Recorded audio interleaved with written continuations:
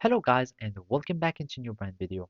In today's tutorial, I'm going to show you how to adjust the timeline in YouTube Shorts. So make sure to watch the video to the end and follow these simple steps. So basically the first thing would be just to open your YouTube app and then go to this plus sign so we can start creating our shorts. After that, we will be needing to add a content. So I'm just going to choose this video or you can choose whatever you like and as a video. I'm just going to click on done, and after that I'm just going to click on done again, and from here you can start adding stuff or adding objects. So from here I'm just going to have a text one, and I'm going to click on done, and then I will have text 2,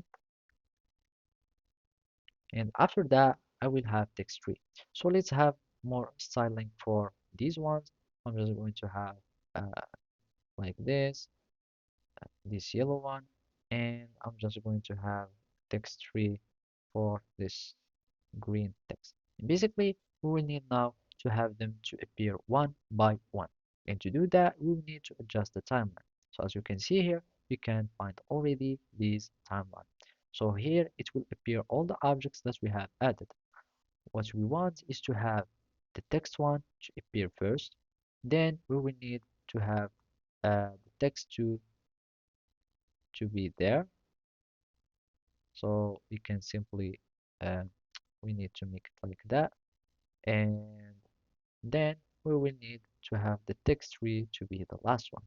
So basically by that we will be able to see the, let's just have it to be vanishing, and let's just adjust the timeline again, and now we can replay and see that the text are appearing and we have been able to change our timeline.